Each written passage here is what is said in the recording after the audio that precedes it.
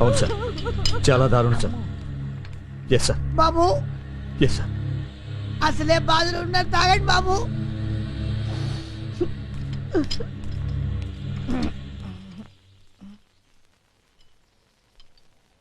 వీడెవడండి tea తీసుకుంటే ఏడుస్తాడు? ఉదయ్ కుమార్కి బాగా క్లోజ్ ఫ్రెండ్. ఎప్పుడు అతన్ని వదిలిపెట్టి ఉండేవాడు కాదు.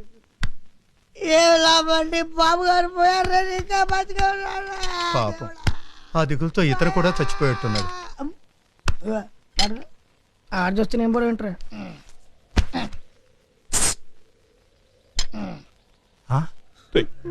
నేను ఇలా చూడలేవురా, ప్లీజ్ కంట్రోల్ యువర్. సార్, ఏమైనా క్లూ దొరికిందా? ట్రేస్ అవుట్ చేస్తున్నాం సార్. వాడిని తొందరలోనే మీరు కస్టడీలో చూడొచ్చు. వాడు నా చేతిలో బతికితే కస్టడీకి వెళ్తాడు, చస్తే మార్చుడికి వెళ్తాడు. Yes sir. మ్యాటర్ అఫిషియల్ గా డీల్ చేసినా పర్వాలేదు. Okay sir. But I want him immediately. We will do our best. కావాలంటే నా కెమికల్ ఫ్యాక్టరీస్ అన్ని మీ డిపార్ట్మెంట్కి రాసిస్తాను. వాడిని ఇదే ప్లేస్ లో చంపేయాలి. పైకి చెప్పకపోయినా జరిగేది అదేరా. ఎట్టి పరిస్థితుల్లోనూ వాడిని ప్రాణాలతో వదిలే సమస్య లేదు.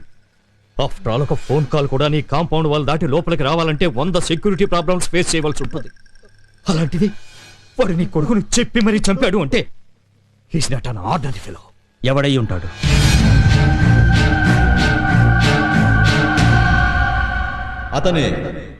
అతనే మన సిద్ధార్థ. అతన్ని అంచనా వేయడం ఎవరి తరం కాదు. ఈనాడు ఎంతో మంది మేధావులకి అతను ఆదర్శప్రాయంగా నిలిచాడు అంటే అతిశయోక్తి కాదు. సిద్ధార్థ అంటే ఒక పేరు కాదు, అపూర్వమైన విజ్ఞానానికి ఒక సంకేతం. ఈరోజు అతను కనిపెట్టిన గ్రీనిష్ వరల్డ్ అనే కెమికల్ ప్రపంచవ్యాప్తంగా ఉన్న ఎంతో మంది సామాన్య రైతులకు ఆశాకిరణం.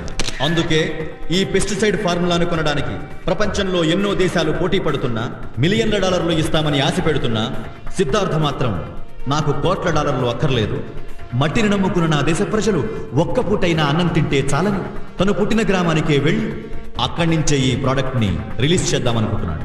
పుట్టిన మట్టిని, పాలు పట్టిన తల్లిని ఎప్పుడూ ప్రేమించే నిస్వార్థ పరులైన ఇలాంటి వ్యక్తులు చాలా అరుదుగా ఉంటారు. Mister Siddhartha, please